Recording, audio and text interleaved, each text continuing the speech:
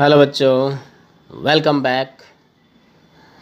बच्चों, आपने चैप्टर अपने जो हैं 3 क्लियर कर लिए हैं। हमारी जो ये बुक है, प्रोज वाली बुक है, आरबीएससी क्लास 12th, जिसमें हमने 3 चैप्टर पढ़ लिए हैं। वाटर वाला चैप्टर हमने पढ़ लिया। लास्ट चैप्टर जो हमने पढ़ा था वो पढ़ा था थर्ड थॉट के बारे में। ठीक है बच्चों, आज का हमारा चैप्टर है वो भी अच्छी कहानी है। एनीस जंग जो है इसकी लेखिका है, जो हमें बता रही है चैप्टर के बारे में, लॉस्ट स्प्रिंग। देखो बच्चों, बात करते हैं पहले इस नाम से, जो इसका हेडिंग है लॉस्ट यानी खोया, स्प्रिंग यानी बसंत। तो बच्चों, बसंत खोया ये बात जचती नहीं है। तो यहाँ पर क्या हो जाएगा, बचपने से संबंधित हो जाएगा, यानी बचपन जो खो गया। ठीक है बच्चों, तो देखते हैं आपको जो है हिंदी ट्रांसलेशन अच्छे से कोशिश करता हूँ कि आपको समझ में आ जाए। आप जो है वीडियो को 2 बार 3 बार देखिए, फिर अपनी बुक में इसको रिवाइज कीजिए, पढ़िए, वर्ड मीनिंग वोकेबलरी को ज़्यादा से ज़्यादा आप कवर करने की कोशिश करेंगे तो आपका चैप्टर कवर हो जाएगा। ठीक है बच्चों, तो देखिए इसमें लेखक जो लेखिका है एनीस जंग, वो कहानी सुना रही है। 2 स्टोरीज़ में हम लोग देखेंगे, साहिब आलम और मुकेश नाम का करेक्टर जो आएगा। ठीक है बच्चों, तो देखते हैं, स्टार्ट करते हैं, ध्यान दीजिए। समटाइम्स आई फाइंड अ रूपी इन द गार्बेज। गार्बेज होता है बच्चों कचरा, यानी कचरे का ढेर। समटाइम जो करेक्टर है उसमें सुना रही है कहानी लेखिकार, किसी के बारे में कह दिए। समटाइम्स आई फाइंड अ रूपी, कभी कभी मुझे 1 रुपया मिल जाता है। इन द गार्बेज, कचरे के अंदर, यानी रैग पिकर्स के बारे में ये स्टोरी है। और बच्चों एक बात और बोलता हूँ, बहुत अच्छी बात है, सुनिएगा ध्यान से, कि लॉस्ट स्प्रिंग अपने चाइल्ड लेबर से रिलेटेड भी काम करता है, क्लीन इंडिया कैंपेन से रिलेटेड भी काम करता है, पुअर्टी ऑफ इंडिया के रिलेटेड भी काम करता है। तो आपका एक ये लेसन ना होगा, उधर कंपोजिशन भी तैयार करता है। आप समझ गए होंगे मैं कहना चाहता हूँ, तो आप लेसन को बड़े ध्यान से सुनिएगा। लेसन नंबर 4 है, ठीक है। Why do you do this, तुम ऐसा क्यों करते हो। आई आस्क साहेब, लेखिका बोल रही है कि मैं साहेब से पूछती हूँ। साहेब नाम का एक रैग पिकर है जो कचरा बीनता है, उसको पैसा मिल जाए, कचरा मिल जाए, कचरा बीनने वाले को कुछ भी कहीं भी कुछ भी मिल सकता है, ठीक है ना। होम, जिसको आई एनकाउंटर, मैं अचानक मिल जाती हूँ। एवरी मॉर्निंग, हर सुबह, एक फिक्स टाइम हो जाता है अचानक से मिलने का ही। स्क्राउंगिंग, जो बीनता रहता है, खोजबीन करता रहता है, तलाश करता रहता है। फॉर गोल्ड, रोजी रोटी के लिए। अब आपको गोल्ड, सोना कह सकते हो, सोना उसके लिए कचरा ही सोना है, सोना ही रोजी रोटी है। इन द गार्बेज डंप, कचरे के ढेर में।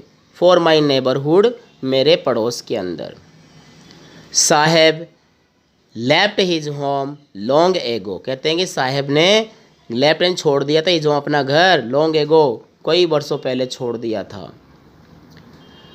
Set amiss the green field of Dhaka, जो ढाका ने बांग्लादेश, बांग्लादेश के हरे भरे खेतों में, जो उनके मध्य में रहा करता था, उनका खेत खलियान सब था, वो सब छोड़ दिया था। हिज होम, उसका घर था। Is not even a distant memory, वो उसकी यादों से ज़्यादा दूर नहीं था। देयर वर मैनी स्टॉर्म्स, वहाँ बहुत सारे तूफान आए थे। That swept away there fields, जो उनके खेतों को बहा करके ले गए। स्वेप्ट यानी बहा करके ले जाना, swept away.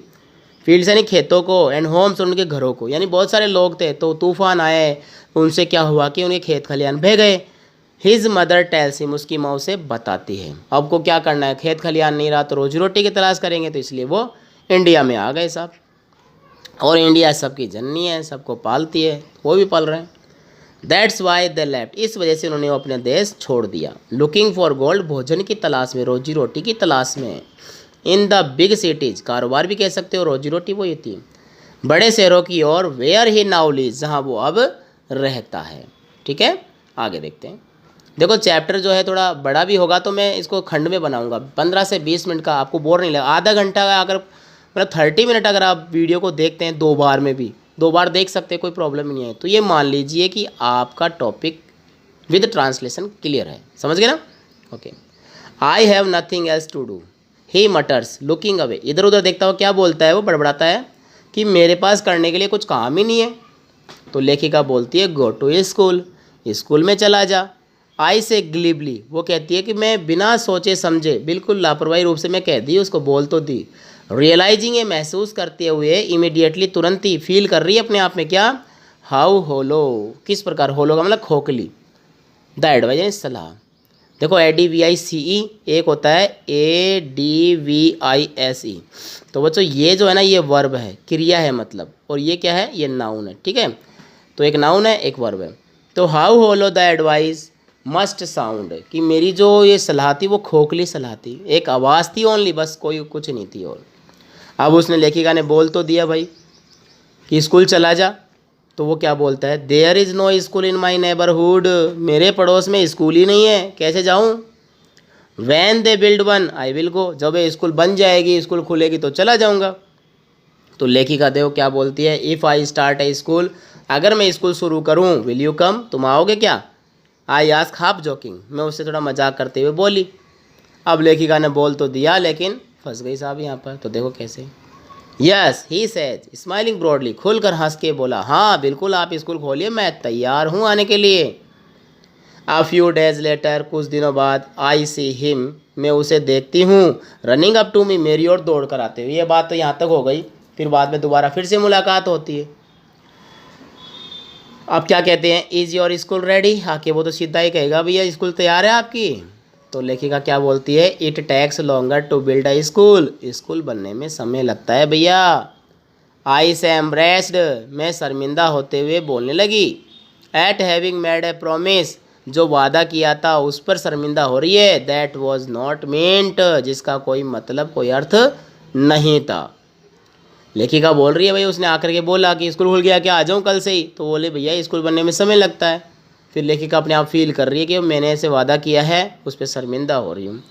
Promises like mine, मेरे जैसे वादे, abound in every corner of the bleak world, इस खोखले संसार में हर जगह पड़े हैं। कई लोग ऐसे वादे करते हैं, चलते रहते हैं, लेकिन कुछ नहीं होता है।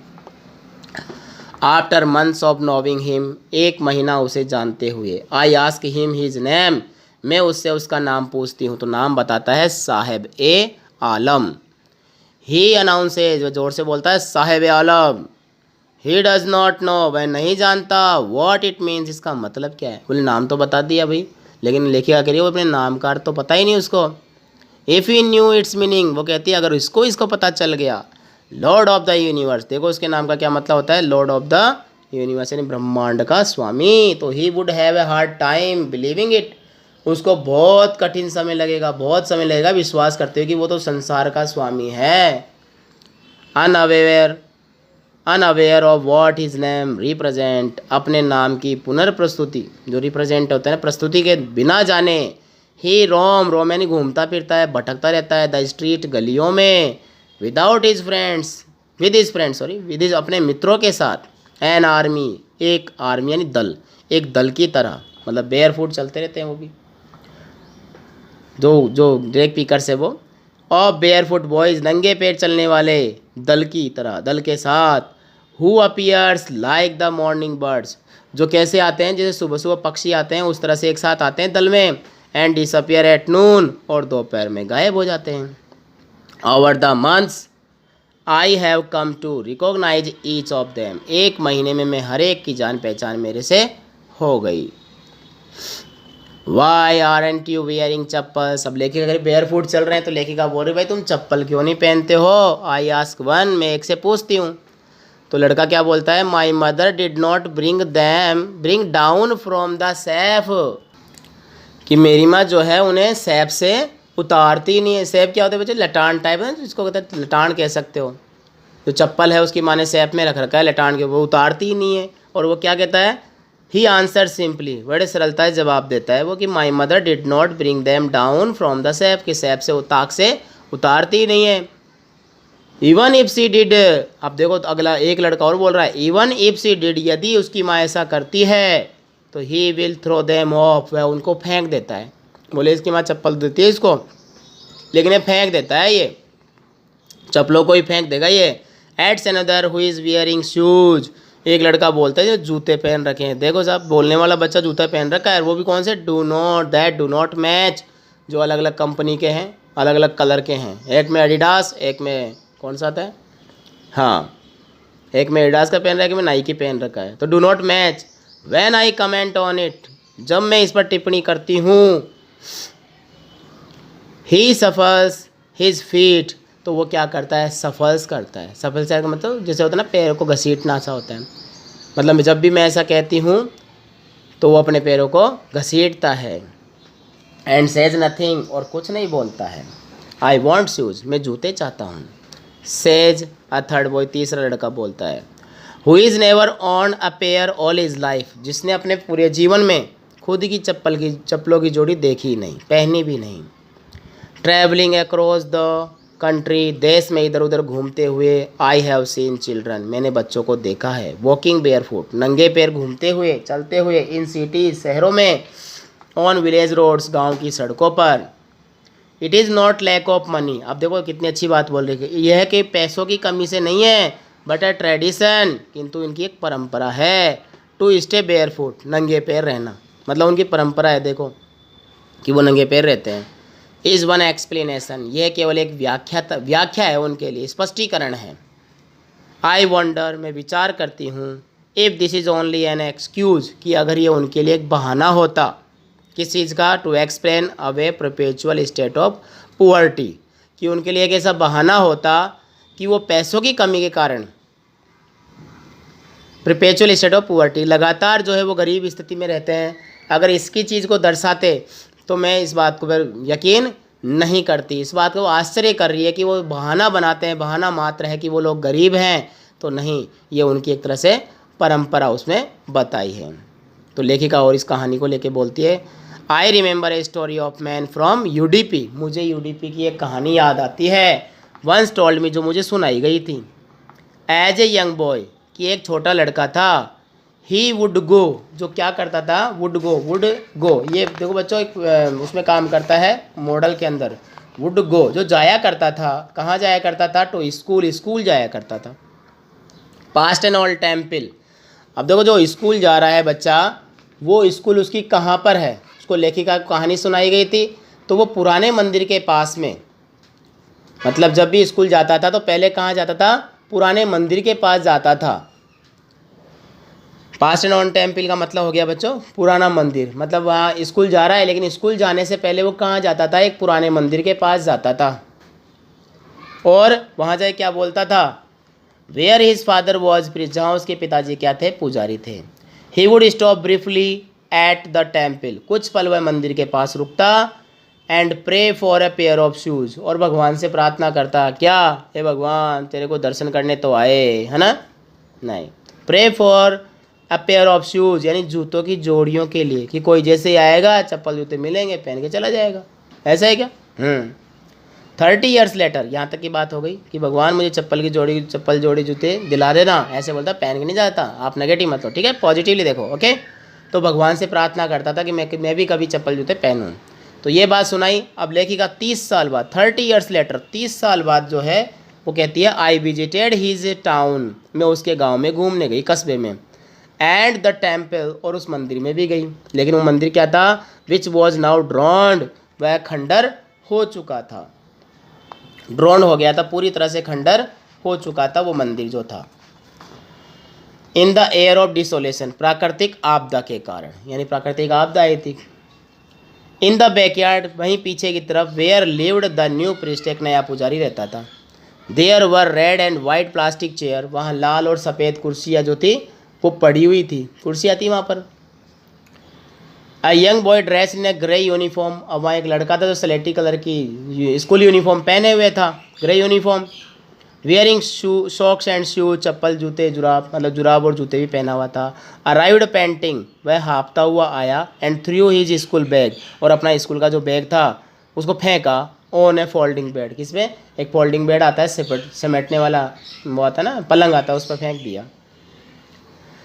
लुकिंग एट द बॉय, उस लड़के की ओर देखते हुए, I remember the prayer another boy, मुझे उस दूसरे बच्चे की वो प्रार्थना जो थी वो याद आने लग गई। जो क्या करता था?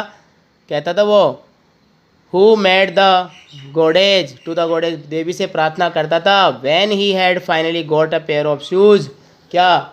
देवी से प्रार्थना करता था कि उसको जूतों की जोड़ी जल्दी जल्दी मिल जाए, कि मैं उन्हें दोबारा से, जब भी उसको मतलब जूते जोड़ी मिल जाती थी तो वो क्या करता था इसमें?